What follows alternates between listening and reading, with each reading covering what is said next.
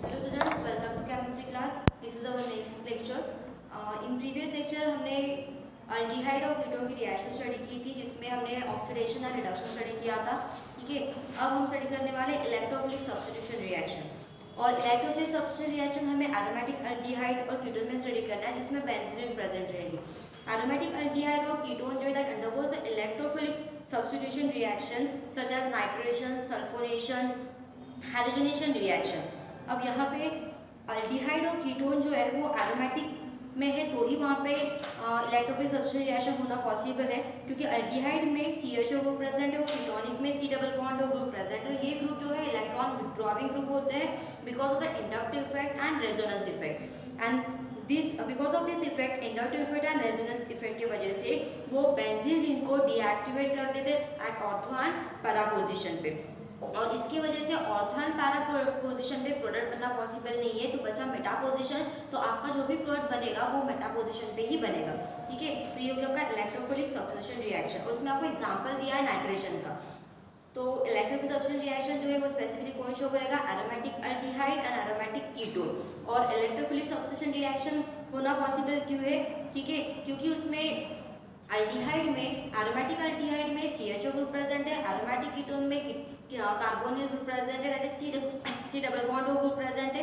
और ये जो ग्रुप होते हैं CHO group and C double bond group, ये ग्रुप इलेक्ट्रॉन विड्रॉविंग ग्रुप है, जो इंडक्टिव इफेक्ट की वजह से होते हैं, एज रेजोनेंस इफेक्ट की वजह से होते हैं. और ये इफेक्ट की वजह से क्या होता है कि ऑर्थो एंड पैरा पोजिशन जो है वो डीएक्टिवेट हो जाती है. इनफैक्ट आप ये बोल सकते हो कि ये जो CHO ग्रुप और C double bond group benzene ring के ऊपर प्रेजेंट होते थे, वो पूरे रिंग को ही डीएक्टिवेट कर देते हैं. In fact ortho and para position को डीएक्टिवेट कर देते. बस प्रोडक्ट अगर बनेगा तो भी वो कहाँ पे बनेगा? मेटा पोजिशन पे. मतलब मेटा पोजिशन पे आपका इलेक्ट्रोफाइल सब्स्टिट्यूट होगा एंड रिड्यूस ऑफ प्रोडक्ट. और वो वैसे नाइट्रेशन, सल्फोनेशन, हैलोजनेशन टाइप की रिएक्शन शो करते हैं. कौन? एरोमेटिक अल्डिहाइड और एरोमेटिक कीटोन, जैसे बेंजाल्डिहाइड है, जब उसके बाद बेंजोफिनॉल है. ये हैलोजनेशन, नाइट्रेशन और सल्फोनेशन टाइप की इलेक्ट्रोफिलिक सब्स्टिट्यूशन रिएक्शन शो करते हैं. और इस केस में आपका जो आने वाला इलेक्ट्रोफाइल है वो मेटा पोजिशन पे ही अटैक होगा, नॉट ऑर्थो एंड पैरा. और ऑर्थो एंड पैरा पे क्यों नहीं होगा? बिकॉज ऑर्थो एंड पैरा पे रिंग डीएक्टिवेट हो जाती है because of electron withdrawing inductive effect of aldehyde group and ketonic group. Then इसमें एग्जांपल दिया आपको नाइट्रेशन रिएक्शन का. तो बेंजाल्डिहाइड का जब हम नाइट्रेशन करते हैं, ठीक है, benzaldehyde undergoes the nitration by using nitrating mixture. Nitrating mixture मतलब क्या? It's a mixture of concentrated nitric acid, जिसको हम HNO2 के फॉर्म में लिखते हैं. और nitrating mixture is nothing but a mixture of concentrated nitric acid and concentrated sulphuric acid. इसकी मिक्सचर को हम नाइट्रेटिंग मिक्सचर बोलते हैं. तो बेंजाल्डिहाइड को नाइट्रेटिंग मिक्सचर के साथ रिएक्ट करेंगे, it undergoes the process of nitration.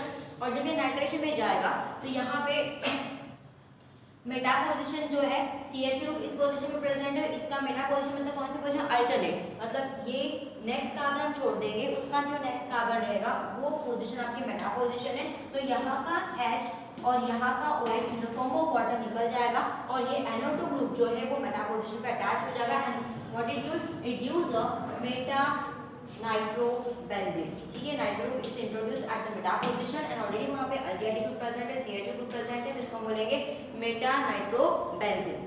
तो इस टाइप के आपको कंपाउंड मिलेंगे. मतलब यहाँ पे ऑर्थो एंड पैरा पोजीशन पे अटैचमेंट होना पॉसिबल नहीं है. मेटा नाइट्रोबेंजाल्डिहाइड. तो आपको याद रखना है कि यहाँ पे ऑर्थो एंड पैरा प्रोडक्ट नहीं मिलेंगे, यहाँ पे आपको ओनली मेटा प्रोडक्ट मिलेंगे because electron withdrawing inductive effect की वजह से. किसका इलेक्ट्रॉन इंडक्टिव इफेक्ट था? अल्डिहाइड ग्रुप या फिर कीटोनिक ग्रुप के वजह से.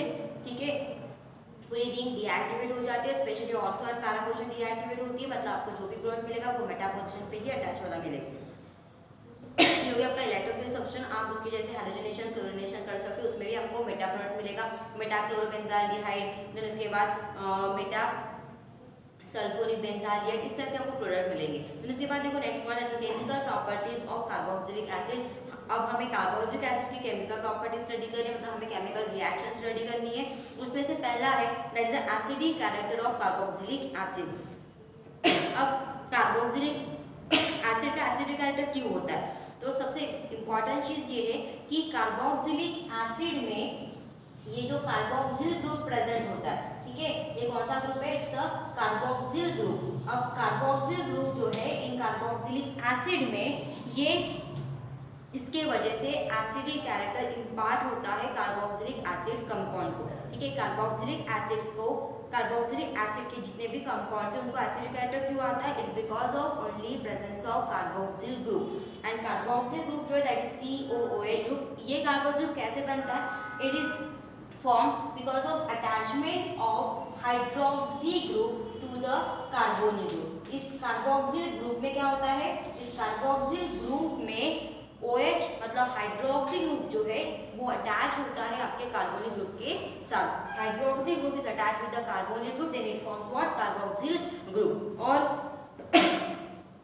जब हम इस कार्बोक्सिलिक एसिड के कंपाउंड को, जैसे अगर हमारे पास कोई कंपाउंड है कार्बोक्सिलिक एसिड का, तो उस कार्बोक्सिलिक एसिड के कंपाउंड को जब हम वाटर में डिसॉल्व करते हैं या फिर उसको हम वाटर में ऐड करते हैं, तो उस केस में वो जो बॉन्ड है और H के बीच का वो ब्रेक हो जाता है and it produce the proton that is H+ and it forms a carboxylate ion, ठीक है। तो कार्बोक्सिलिक ग्रुप जो है आपका उसमें क्या प्रेजेंट होता है? हाइड्रोक्सिल ग्रुप जो है वो कार्बोनिल ग्रुप के साथ अटैच होता है। जब हम इस कार्बोक्सिलिक एसिड को वाटर में डिसॉल्व करते हैं, जब इसमें वाटर में हम उसको ऐड करेंगे, तो ये जो बॉन्ड है ये बॉन्ड यहाँ से ब्रेक हो जाता है। ये बॉन्ड यहाँ से डिसोशिएट होने की वजह से इट फॉर्म्स H+ आयन, वो H+ आयन फॉर्म करेगा and it forms a carboxylate ion, क्योंकि प्रोटॉन जो यहाँ पे निकले अपने यहाँ पे जाके जब वाटर में उसको डिसॉल्व कर देंगे तो it is a proton and proton always in the form of H+ ion होता है। अगर प्रोटॉन H+ आयन के फॉर्म में है, अगर प्रोटॉन H+ आयन के फॉर्म में प्रेजेंट है, इसका मतलब RCO- ये कार्बोक्सिलेट आयन के फॉर्म में रहेगा, तो it forms RCOO- that is called as a carboxylate ion. और H+ ion as a proton हमें मिलेगा, ठीक है। तो ये आपका प्रोटॉन हो गया। तो वाटर में डिसॉल्व होने के बाद आपको कार्बोक्सिलेट आयन मिलता है और हमें प्रोटॉन मिलता है। और जिसमें प्रोटॉन मिलता है आपको उसको हम क्या बोलते हैं? It's acidic in nature. मतलब जो भी कंपाउंड वाटर में डिसॉल्व करने के बाद H+ आयन प्रोड्यूस करता है, प्रोटॉन प्रोड्यूस करता है, उसको हम क्या बोलते हैं? It's called as a acidic. तो इसीलिए हमारा carboxyl group acidic character represent करता है। इसलिए जितने भी कार्बोक्सिलिक एसिड के कंपाउंड है जिसमें कार्बोक्सिल प्रेजेंट है that shows a acidic character. अब ये एसिडिक कैरेक्टर जो है वो बहुत ज़्यादा स्ट्रॉन्गर कब होगा? उसमें भी ये दिया है कि आपका जो कार्बोक्सिलेट आयन है, अब ये एसिडिक कैरेक्टर शो क्यों करता है? H+ क्यों डोनेट कर पाता है? क्योंकि कार्बोक्सिलेट आयन की स्टेबिलिटी होती है। अगर कार्बोक्सिलेट आयन जो बना है वो अगर स्टेबल नहीं होता तो इन दैट केस आप ये H+ प्रोड्यूस नहीं कर पाते, इनफैक्ट वो कंपाउंड अनस्टेबल हो जाता है। इसलिए हमें यहाँ पे ये भी देखना है कि आपने जो कार्बोक्सिलेट आयन बनाया है, प्रोटॉन रिलीज होने के बाद जो कार्बोक्सिलेट आयन बनेगा वो स्टेबल है या नहीं। जितना ज़्यादा वो स्टेबल रहेगा उतना वो ज़्यादा स्ट्रॉन्गर एसिडिक कैरेक्टर शो करेगा। तो यहाँ पे आपको ये देखना है कि ये कार्बोक्सिलेट आयन स्टेबल है या नहीं। तो हम उसका कार्बोक्सिलेट आयन का हम रेजोनेटिव स्ट्रक्चर ड्रॉ करेंगे। अगर वो रेजोनेटिव स्ट्रक्चर ड्रॉ करता है, उसके आपको रेजोनेटिव फॉर्म्स मिलते हैं, तो वो रेजोनेटिव स्टेबलाइज हो जाएगा। तो कॉन्जुगेट आयन जो होता है it is resonance stabilised by the 2 equivalent resonance structure. मतलब कार्बोक्सिलेट आयन के हमें 2 रेजोनेटिव स्ट्रक्चर्स मिलते हैं और उस 2 रेजोनेटिव स्ट्रक्चर के वजह से वो स्टेबल भी हो जाता है। और वो अगर स्टेबल है तो इट शोज एसिडिक कैरेक्टर, वो स्ट्रॉन्गर एसिडिक कैरेक्टर शो करेगा। तो देखिए उसका रेजोनेटिव फॉर्म कैसे आएगा? R+C double bond O+, this is 1 carboxylate ion, ठीक है। ये आपका कार्बोक्सिलेट आयन हो गया। अब यहाँ पे हम क्या करेंगे? इसका दूसरा रेजोनेटिव स्ट्रक्चर बनाएंगे। अब इसका रेजोनेटिव स्ट्रक्चर बनता कैसे है? इसके रेजोनेटिव स्ट्रक्चर्स में हम ड्रॉ कर सकते हैं कि ये जो नेगेटिव चार्ज है उसको हम यहाँ पे शिफ्ट कर देंगे। अगर ये नेगेटिव चार्ज यहाँ पे शिफ्ट हो गया तो 100% इसका जो नेक्स्ट डबल बॉन्ड है वो भी शिफ्ट हो जाएगा अकॉर्डिंग टू रेजोनेंस। जब हम एक इलेक्ट्रॉन पेयर को मतलब इलेक्ट्रॉन पेयर को जब हम शिफ्ट करते हैं तो उसके साथ बॉन्ड का भी शिफ्टिंग होता है। तो ये नेगेटिव चार्ज अगर यहाँ पे शिफ्ट होगा तो ये वाला डबल बॉन्ड ऑक्सीजन के ऊपर शिफ्ट हो जाएगा and it forms R+C and oxygen के ऊपर आएगा नेगेटिव चार्ज और ये सिंगल बॉन्ड कन्वर्ट हो जाएगा आपका डबल बॉन्ड में। तो हमें पहले इसका ऑक्सीजन के ऊपर नेगेटिव चार्ज मिला and after shifting the double bond and negative charge, तो आपको सेकंड ऑक्सीजन पे नेगेटिव चार्ज मिला और यहाँ पे आपको कन्वर्ट होगा डबल बॉन्ड में, ठीक है। तो इस तरीके से हमें उसके दो रेजोनेटिव फॉर्म मिले हैं। अब इसका अगर हम रेजोनेंस हाइब्रिड ड्रॉ करना चाहते हैं तो हमें क्या करना है कि दोनों का मिक्सिंग करके आपको रेजोनेंस हाइब्रिड स्ट्रक्चर मिलता है। तो उसमें इसमें क्या, इस केस में ये डबल बॉन्ड है और यहाँ पे ये सिंगल है, यहाँ पे ये सिंगल तो यहाँ पे डबल। इसका मतलब क्या कि ना तो वो सिंगल है ना तो वो डबल है बिकॉज ऑफ रेजोनेंस स्ट्रक्चर। तो हमें जो हाइब्रिड बनाते हैं उसमें आपको दोनों बॉन्ड शो करने, एक पूरा लाइन से शो करेंगे, साथ में डॉटेड लाइन शो करेंगे। दूसरा बॉन्ड भी वैसे, क्योंकि ये भी डबल बॉन्ड कैरेक्टर शो करता है, कभी भी सिंगल बॉन्ड कैरेक्टर शो करता है, तो हमें दोनों शो करना है, एक सीधी लाइन और एक डॉटेड लाइन। इसका मतलब क्या है कि it is intermediate between the single and double bond. तो ये हो गया आपका रेजोनेंस हाइब्रिड स्ट्रक्चर, ठीक है। और ये रेजोनेंस हाइब्रिड स्ट्रक्चर जो है बहुत ज़्यादा स्टेबल होता है और वो इन दोनों कैनोनिकल फॉर्म को मिक्स करके बनाया जाता है। और जितने ज़्यादा रेजोनेंस स्ट्रक्चर बनते हैं उतनी स्टेबिलिटी बढ़ती है। तो कार्बोक्सिलेट आयन जो है ये इन दो इक्विवेलेंट रेजोनेटिव फॉर्म की वजह से हाईली स्टेबल है, वो रेजोनेंस स्टेबलाइज है। और जितना ज़्यादा वो रेजोनेंस स्टेबलाइज रहेगा उतना ज़्यादा वो एसिडिक कैरेक्टर शो करेगा। रेजोनेंस स्टेबिलिटी ज़्यादा तो एसिडिक कैरेक्टर भी ज़्यादा, तो एसिडिक स्ट्रेंथ उसकी अपने आप ज़्यादा हो जाएगी, ठीक है। तो इसीलिए कार्बोक्सिलिक एसिड के कंपाउंड जो होते हैं वो एसिडिक की नेचर होते ही हमें इससे क्लियर हो गया, ठीक है। तो ये पॉइंट हो गया। और ये कार्बोक्सिलिक आयन जो है वो गुड रेजोनेंस स्टेबलाइज है, इसलिए it shows the acidic strength, it shows the acidic character, और उसकी वजह से कार्बोक्सिलिक एसिड को एसिडिक कैरेक्टर मिलता है। देन उसके बाद जैसे आपको रिमेंबर का पॉइंट दिया आपके बुक में, आपको Ka की वैल्यू दी है, ठीक है। Value of Ka is nothing but the acidic strength, और उसको मेजर करने के लिए जो हम स्केल यूज करते हैं that is the pK value. जैसे हमें पता कि H+ आयन का कॉन्सेंट्रेशन डिटरमाइन करने के लिए हम pH स्केल यूज करते हैं, जैसे negative logarithm to the base 10 of H+ ion, वैसे pK है। तो एसिडिक स्ट्रेंथ अगर हमें मेजर करनी है तो हम pK स्केल में मेजर करेंगे, that is negative logarithm to the base 10 of acidic strength of the acid. इस तरीके से हम मेजर कर सकते हैं, ठीक है। तो आपके बुक में pK के बारे में दिया हुआ है, तो pK और Ka की वैल्यू से हमें पता करना है, ठीक है। एसिडिक स्ट्रेंथ के बारे में, एसिडिटी के बारे में आपको यहाँ पे स्टडी करना है। तो Ka it's a acidic strength of the acid that is called as a dissociation constant of acid, ठीक है। और जो pK है वो हम क्या करेंगे, pK is nothing but the, ये एसिड का डिसोसिएशन कांस्टेंट फाइंड आउट करने के लिए जो हम स्केल यूज करेंगे that's called as a pKa, ठीक है। और इसको हम इस तरीके से लिखते हैं एंड इसको अगर निकालना है तो negative logarithm to the base 10 of pK। K is what's it's a dissociation constant of acid. K क्या है, ये डिसोसिएशन कांस्टेंट है किसका, एसिड का। और इसके बेसिस पे हमें ये पता चलेगा कि एसिडिक स्ट्रेंथ ज्यादा है या फिर कम।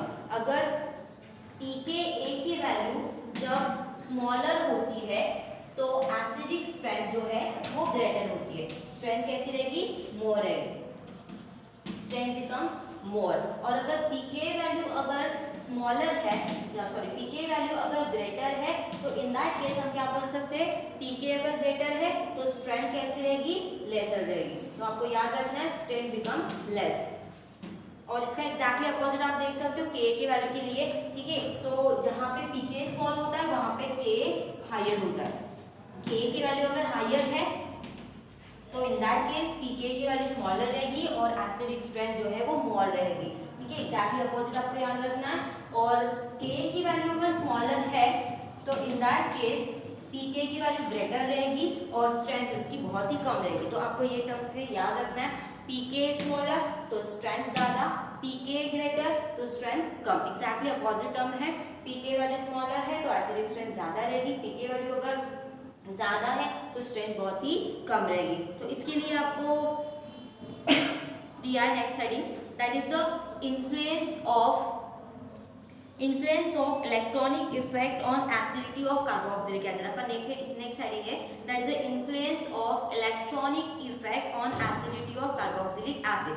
अब कार्बोक्सिलिक एसिड के एसिडिटी के ऊपर इलेक्ट्रॉनिक इफेक्ट का इन्फ्लुएंस कैसे होता है। अब इलेक्ट्रॉनिक इफेक्ट मतलब क्या कि इलेक्ट्रॉन विड्रॉइंग इंटरैक्टिव इफेक्ट होता है या फिर इलेक्ट्रॉन रिलीजिंग ग्रुप अगर वहाँ पे प्रेजेंट है तो ये ग्रुप उसके एसिडिटी के ऊपर अफेक्ट करते हैं। तो इलेक्ट्रॉनिक इफेक्ट का इन्फ्लुएंस क्या होगा, एसिडिक स्ट्रेंथ के ऊपर। एसिड की जो एसिडिक स्ट्रेंथ होती है वो कम होगी या फिर ज़्यादा रहेगी, किसके इन्फ्लुएंस में, इलेक्ट्रॉन के इन्फ्लुएंस में, इलेक्ट्रॉनिक इफेक्ट के इन्फ्लुएंस में हमें स्टडी करना है।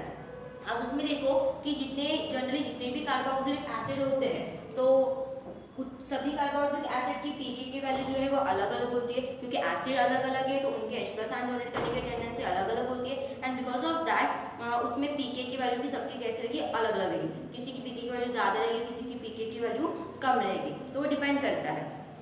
तो इसमें ये भी दिया है कि हम एसिडिक कैरेक्टर को एक और चीज़ से एक्सप्लेन कर सकते हैं कि हमारे जो एसिड में जो R प्रेजेंट होता है, जो अल्किल ग्रुप प्रेजेंट होता है, ये अल्किल ग्रुप का स्ट्रक्चर भी इन्फ्लुएंस करता है उसके एसिडिक स्ट्रेंथ के लिए। ठीक है, मतलब R की वजह से भी R का स्ट्रक्चर क्या है, वो स्ट्रेट चेन है, ब्रांच चेन है या फिर कैसा है, इस स्ट्रक्चर के ऊपर भी हम एसिडिक कैरेक्टर डिसाइड कर सकते हैं कि उसकी एसिडिक स्ट्रेंथ कम रहेगी या फिर ज़्यादा। इसके आपको एग्जाम्पल है तो हम बाद में उसको देखेंगे। बस आपको ये याद रखना है कि पीके के वैल्यू के हेल्प से भी हमें पता चलता है कि उसके एसिडिक स्ट्रेंथ क्या है, एज वेल एज आपके एसिड में जो अल्किल ग्रुप प्रेजेंट होता है, इस अल्किल ग्रुप से भी हम डिस्क्राइब कर सकते हैं कि उसकी एसिडिक स्ट्रेंथ एग्जैक्टली क्या है। तो उसके बाद आपको नेक्स्ट पॉइंट दिया है कि एक टेबल दिया आपकी बुक में 12.8, उसमें आपको एसिडिक एसिड के एग्जाम्पल्स दिए, उसमें हैलो एसिड कंसिडर किया, जैसे हैलो एसिडिक एसिड, तो उसमें आपको अलग अलग हैलो एसिडिक एसिड दिया है। आपको एक दिया है, आपको पता है कि एसिडिक एसिड मतलब क्या, इट बिकम्स अ CH3COOH, ये आपका एसिडिक एसिड है। इसमें इसका एक हाइड्रोजन हम कम करके अलग अलग एसिड को बना सकते हैं। तो यहाँ पे सपोज मैंने जो सबसे पहला हाइड्रोजन फैमिली का मेंबर अगर ऐड किया तो बिकम्स अ फ्लोरीन, तो ये जाएगा एक हाइड्रोजन कम क्योंकि मैंने फ्लोरीन को ऐड कर दिया, तो एक हाइड्रोजन कम हो गया, फ्लोरीन अटैच हो गया, तो FCH2COOH, ये आपका first acid that is a fluoro acetic acid. दूसरा एसिड कंसिडर तो उसमें हम क्लोरीन लिखेंगे तो इट बिकम्स ClCH2COOH। उसके बाद क्लोरीन के बाद ब्रोमीन आएगा CH2COOH, और उसके बाद आएगा iodine that is ICH2COOH, and last में आएगा आपका acetic acid that is CH2COOH। ये सभी क्या है, एसिडिक एसिड के हैलो एसिड है और उनकी पीके की वैल्यू आपको दी है।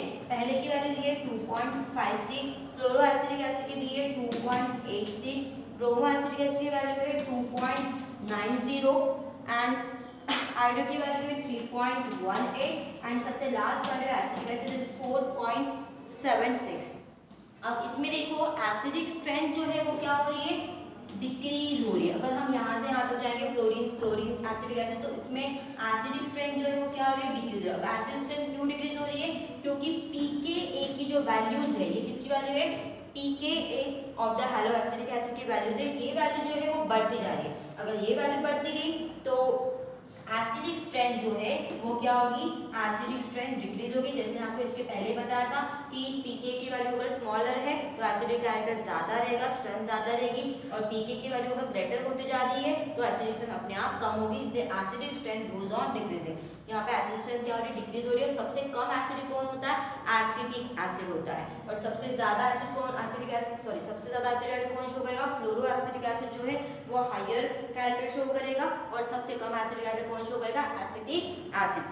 मतलब ये है कि इलेक्ट्रोनेगेटिव एटम प्रेजेंट होने की वजह से भी वहाँ पे एसिडिक कैरेक्टर के ऊपर इफेक्ट होता है, ये हमें यहाँ पे बताना है। अब जैसे पहला जो है फ्लोरीन, जिसमें हमने एसिडिक एसिड में फ्लोरीन को अगर इंट्रोड्यूस कर दिया, फिर कन्वर्ट इनटू फ्लोरो एसिडिक एसिड, तो उसकी पीके की वैल्यू सबसे कम है, इट बिकम्स 2.56, और पीके की वैल्यू अगर कम है तो इसका एसिडिक कैरेक्टर ज्यादा रहेगा। ये स्ट्रॉन्गर एसिड है, और ये सबसे लास्ट वाला जो इसकी पीके की वैल्यू सबसे ज्यादा है, अब इसकी पीके की वैल्यू ज्यादा, तो ये कैसे रहेगा, it becomes a weak acid. इसलिए हमने कहा है कि एसिडिक कैरेक्टर जो है वो डिक्रीज हो रहा है, स्ट्रॉन्ग है, फिर धीरे धीरे आगे जाएंगे तो वीक बनते जाएगा, और सबसे लास्ट वाला एसिड सबसे वीक है क्योंकि उसमें नेगेटिव एटम प्रेजेंट नहीं है। और जो हैलोजन्स होते हैं, क्लोरीन, ब्रोमीन, फ्लोरीन जो मैंने यहाँ पे अटैच किए, वो सारे इलेक्ट्रोनेगेटिव एटम्स होते हैं, और वो इलेक्ट्रोनेगेटिव एटम है तो वो इलेक्ट्रॉन विड्रॉ करने का काम करेंगे, and it shows a negative inductive effect. ये जो हैलोजन्स होते हैं वो क्या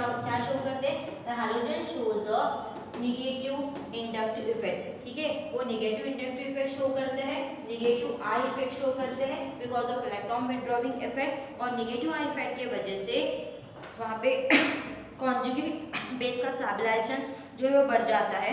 ठीक है, स्टेबलाइजेशन अगर कॉन्जुगेट बेस का बढ़ गया, कॉन्जुगेट बेस मतलब क्या, तो इसके पहले मैं आपको H+ आयन, कार्बोक्सिलिक एसिड में से H+ आयन सेपरेट करने के बाद जो आयन बचता है that is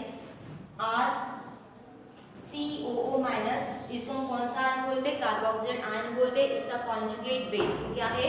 it's a conjugate base. ये आपका कॉन्जुगेट बेस है और ये कॉन्जुगेट बेस जितना स्टेबल रहेगा, मतलब कार्बोक्सिलेट आयन जितना स्टेबल रहेगा, मतलब कॉन्जुगेट बेस जितना स्टेबल रहेगा उतना उसका एसिडिक कैरेक्टर होता है। तो इलेक्ट्रोनेगेटिव एटम के प्रेजेंस के वजह से उस इलेक्ट्रॉन विड्रॉविंग इंडक्टिव इफेक्ट वहाँ पे बढ़ जाता है। इंडक्टिव इफेक्ट बढ़ने की वजह से कॉन्जुगेट बेस मतलब कार्बोक्सिलेट आयन की स्टेबिलिटी बढ़ती है और जितनी ज़्यादा उसकी स्टेबिलिटी बढ़ेगी उतना उसका एसिडिक कैरेक्टर भी बढ़ता है। तो फ्लोरीन ये सबसे ज़्यादा इलेक्ट्रोनेगेटिव एलिमेंट है, इसलिए ये ज़्यादा इंडक्टिव इफेक्ट शो करेगा। अगर ये ज़्यादा इंडक्टिव इफेक्ट शो करता है तो वो इस कार्बोक्सिलेट आयन की स्टेबिलिटी भी ज़्यादा शो करेगा। अगर इसकी स्टेबिलिटी बहुत ज़्यादा है तो इसकी एसिडिक स्ट्रेंथ अपने आप ही ज़्यादा हो जाएगी। ठीक है, तो ये जो RFCH2COH है, तो इसमें से अगर मैंने इस प्रोटॉन को यहाँ से हटा दिया तो ये आपका बन जाएगा कार्बोक्सिलेट आयन और ये आपका H+ आयन। अब ये कार्बोक्सिलेट आयन जो है वो इस क्लोरीन की वजह से, इस इलेक्ट्रोनेगेटिव एटम की वजह से और भी ज़्यादा स्टेबल हो जाएगा, उसकी वजह से उसकी एसिड स्ट्रेंथ इंक्रीज हो जाएगी। तो ये आपका रीज़न है इसके पीछे का। ठीक है, तो ये भी आपको याद रखना है कि एसिडिक स्ट्रेंथ ज़्यादा होने के लिए हमें पीके की वैल्यू बहुत ज़्यादा इंपॉर्टेंट होती है और एसिड में कौन सा ग्रुप प्रेजेंट है वो भी मैटर करता है। अगर हाइड्रोजन्स अगर है तो वो इलेक्ट्रोनेगेटिव होते हैं, वो इलेक्ट्रॉन विड्रॉ करते हैं, show the electro inductive effect, negative effect show करेंगे। अगर वो इंडक्टिव इफेक्ट ज़्यादा शो कर रहे हैं तो वो कार्बोक्सिलेट आयन को ज़्यादा स्टेबल करेंगे, मतलब कॉन्जुगेट बेस को स्टेबलाइज कर पाएंगे। जितना ज़्यादा स्टेबिलिटी होगा उतना उस कंपाउंड का एसिडिक स्ट्रेंथ भी प्रेजेंट रहेगा। ठीक है, तो इसलिए ये ज़्यादा एसिडिक है और एसिडिक एसिड में तो हाइड्रोजन प्रेजेंट ही नहीं है, इसका मतलब ये सबसे वीक एसिड रहेगा। ठीक है, ये हो गया आपका point electronic effect on acidity of carboxylic acid. तो ये इलेक्ट्रॉनिक इफेक्ट की वजह से हम एसिडिक कैरेक्टर डिस्क्राइब कर सकते हैं। और इलेक्ट्रॉनिक इफेक्ट कौन सा? इलेक्ट्रॉन विड्रॉविंग इफेक्ट जो है वो इलेक्ट्रॉनिक इफेक्ट है। देन उसके बाद नेक्स्ट पॉइंट जो है दैट इज नेक्स्ट पॉइंट आपका रहेगा acidity of aromatic carboxylic acid. तो acidity of aromatic carboxylic acid में देखना है। तो एरोमेटिक कार्बोक्सिलिक एसिड मतलब क्या? एरोमेटिक एसिड मतलब बेंजीन रहेगी और उस पे आपका कार्बोक्सिलिक ग्रुप प्रेजेंट रहेगा। ठीक है, that is called as a benzoic acid और उसकी हमें एसिडिटी स्टडी करनी है कि उसका एसिडिक कैरेक्टर कैसे रहेगा। ठीक है, एरोमेटिक एसिड का कैरेक्टर शो करना है। एरोमेटिक एसिड में हम एग्जांपल किस करेंगे? बेंजोइक एसिड का एग्जांपल लेंगे और बेंजोइक एसिड जो है उसमें जितने भी कार्बन प्रेजेंट है वो सभी sp2 हाइब्रिडाइज्ड स्टेट में प्रेजेंट है क्योंकि सभी अल्टरनेट सिंबल और डबल बॉन्ड से प्रेजेंट है। तो बेंजोइक एसिड जो है इट्स अ एरोमेटिक एसिड। ठीक है, इस एरोमेटिक एसिड की हमें क्या स्टडी करनी है? एसिडिटी स्टडी करनी है कि ये इसकी एसिडिटी कैसे, ये स्ट्रॉन्गर एसिड है या फिर वीकर एसिड। ठीक है, एसिडिटी ऑफ एरोमेटिक एसिड का एग्जांपल हमने लिया है बेंजोइक एसिड का। तो उसमें देखो कि बेंजोइक एसिड जो है वो एक सिंपलेस्ट टाइप का एरोमेटिक एसिड है और उसकी पीके की वैल्यू आपको गिवन है। It becomes a 4 pK value of benzoic acid is a 4.2 and आपको पता है कि जो एसिडिक एसिड होता है दैट इज CH3COOH, इसकी जो पीके की वैल्यू है इट बिकम्स अ 4.76। ठीक है, एसिडिक एसिड की पीके की जो वैल्यू है वो 4.76 है। अब आप इन दोनों को कंपेयर करते हो तो जिसकी पीके की वैल्यू स्मॉलर होती है, जिसकी पीके की वैल्यू स्मॉलर है उसकी स्ट्रेंथ ज़्यादा होती है। ठीक है, तो ये पीके की वैल्यू स्मॉलर है as compare to it is aliphatic acid. ठीक है, इसकी स्ट्रेंथ पीके की वैल्यू की पीके की वैल्यू इसकी स्मॉलर है तो उसकी एसिडिक स्ट्रेंथ जो है वो कैसे रहेगी? ज़्यादा रहेगी। It's more acidic in nature. ठीक है, तो कैसे रहेगा? मोर एसिडिक इन नेचर रहेगा, मतलब बेंजोइक एसिड ये मोर एसिडिक है as compare to acidic acid. तो ये एसिडिक एसिड हो गया लेस एसिडिक इन नेचर। तो आपको याद रखना कि जिसकी पीके की वैल्यू स्मॉलर होती है वो मोर एसिडिक कैरेक्टर शो करता है और जिसकी पीके की वैल्यू ज़्यादा होती है वो लेस एसिडिक कैरेक्टर शो करता है। इससे हमें ये क्लियर हो गया कि बेंजोइक एसिड ये स्ट्रॉन्गर एसिड है as compare to simple acidic acid that is aliphatic acid. और सबसे इम्पॉर्टेंट चीज़ ये भी है कि एक और रीज़न इसके पीछे ये दिया है कि अब इसकी पीके की वैल्यू कम क्यों होती है? क्योंकि बेंजीन में जो कार्बन होता है वो कार्बन sp3 हाइब्रिडाइज फॉर्म में प्रेजेंट होता है। ठीक है, सभी जो कार्बन होते हैं वो इसमें होते हैं sp2 हाइब्रिडाइज स्टेट में होते हैं, डबल बॉन्ड कैरेक्टर शो करते हैं। अगर sp2 हाइब्रिडाइज कार्बन अगर है तो वो इलेक्ट्रॉन इजीली विड्रॉ कर लेता है। अगर इस कार्बन ने अगर इलेक्ट्रॉन विड्रॉ कर ले sp2 हाइब्रिडाइज स्टेट में, इसने अगर इलेक्ट्रॉन विड्रॉ कर लिए तो इन दैट केस क्या होगा कि इससे बना हुआ जो कार्बोक्सिलेट आयन है वो कार्बोक्सिलेट आयन बहुत ज़्यादा स्टेबल हो जाएगा और जितनी ज़्यादा स्टेबिलिटी होगी उतना वो एसिडिक कैरेक्टर शो करेगा। इसका मतलब ये है कि बेंजोइक एसिड जो है वो ज़्यादा एसिडिक होता है as compare to acetic acid. It's another reason. Then उसके बाद आपको नेक्स्ट पॉइंट दिया है that is electron withdrawing group. अब इलेक्ट्रॉन विड्रॉइंग ग्रुप अगर बेंजीन रिंग में प्रेजेंट है, मतलब आपका बेंजीन रिंग में एसिडिक ग्रुप तो ऑलरेडी प्रेजेंट है, लेकिन उसके साथ साथ अगर इलेक्ट्रॉन विड्रॉ करने वाले ग्रुप अगर प्रेजेंट है, जैसे क्लोरीन प्रेजेंट है, एक ऑलरेडी यहाँ पे आपका एसिडिक ग्रुप तो प्रेजेंट है ही, तो उसके साथ में अगर इलेक्ट्रॉन विड्रॉइंग ग्रुप अगर क्लोरीन प्रेजेंट है या फिर instead of chlorine cyanide group present है या फिर नाइट्रो ग्रुप प्रेजेंट है, तो ये इलेक्ट्रॉन विड्रॉइंग ग्रुप जो है वो और भी ज़्यादा कार्बोक्सिलेट आयन को स्टेबल कर पाते हैं। अगर कार्बोक्सिलेट को उसकी स्टेबिलिटी अगर बढ़ा देते हो इन दैट केस उसका एसिड अपने आप बढ़ जाएगा। तो इलेक्ट्रॉन विड्रॉइंग ग्रुप अगर प्रेजेंट है रिंग में तो इन दैट केस वो क्या करेंगे, कार्बोक्सिलेट को और ज़्यादा स्टेबल करेंगे, तो इस केस में फिर से एसिड स्ट्रेंथ उसकी बढ़ जाएगी। ऑलरेडी उसकी एसिड स्ट्रेंथ ज़्यादा ही है, बेंजोइक एसिड स्ट्रॉन्गर एसिड होता है, लेकिन अगर उसमें अगर कोई कार्बन पे इलेक्ट्रॉन विड्रॉइंग ग्रुप अगर प्रेजेंट है, क्लोरीन है, नाइट्रो है या फिर साइनाइड है, तो उस केस में उसकी एसिड स्ट्रेंथ और भी ज़्यादा बढ़ जाएगी। ठीक है, और आपको आपके बुक में एग्जांपल भी दिए और उनकी पीके वैल्यू भी दिए, उससे आप क्लियर कर सकते हो कि एग्जैक्टली वो उसका एसिड स्ट्रेंथ क्या रहेगा। देन उसके बाद आपके बेंजीन रिंग में कार्बोक्सिलिक एसिड के अलावा अगर इलेक्ट्रॉन डोनेटिंग ग्रुप प्रेजेंट है, जो इलेक्ट्रॉन डोनेट करते हैं, जैसे फॉर एग्जांपल आपको दिया है CH3 that is methyl group present है, ठीक है, या फिर OH ग्रुप प्रेजेंट है, OCH3 ग्रुप प्रेजेंट है या फिर NH2 ग्रुप प्रेजेंट है, ये कौन से है, it's a electron donating group. अगर ये इलेक्ट्रॉन डोनेटिंग ग्रुप प्रेजेंट है तो इलेक्ट्रॉन ये डोनेट करेंगे, अगर इसने इलेक्ट्रॉन डोनेट कर दिए तो उस केस में कार्बोक्सिलेट आयन की स्टेबिलिटी अपने आप कम हो जाएगी, और कार्बोक्सिलेट आयन की स्टेबिलिटी अगर कम होगी तो उसका एसिडिक कैरेक्टर अपने आप कम हो जाएगा, it decrease the acidic strength of the carboxylic acid. तो आपको ये दो चीज़ें याद रखनी है, इलेक्ट्रॉन विड्रॉविंग ग्रुप है जो इलेक्ट्रॉन विड्रॉ करते हैं, जैसे क्लोरीन है, साइनाइड है या फिर नाइट्रो ग्रुप है, तो वो इलेक्ट्रॉन विड्रॉ करके कार्बोक्सिलेट को स्टेबल करेंगे, एसिड स्ट्रेंथ को इंक्रीज कर देंगे। लेकिन इलेक्ट्रॉन डोनेटिंग ग्रुप अगर प्रेजेंट है लाइक CH3 है, NH2 है या फिर OH ग्रुप है, इस टाइप के ग्रुप अगर बेंजीन में बेंजोइक एसिड में अगर प्रेजेंट है तो वो इलेक्ट्रॉन डोनेट करेंगे।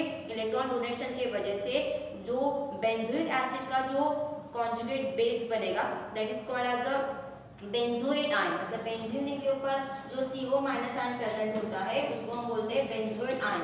जैसे वो कार्बोक्सिलेट आयन था वैसे ये बेंजोएट आयन है, तो ये कॉन्जुगेट बेस जो है मतलब इसकी स्टेबिलिटी जो है वो अपने आप कम हो जाएगी, इलेक्ट्रॉन डोनेटिंग ग्रुप की वजह से स्टेबिलिटी कम हो गई तो एसिडिक स्ट्रेंथ जो है वो भी अपने आप कम हो जाएगी। तो इस लेक्चर में यही तक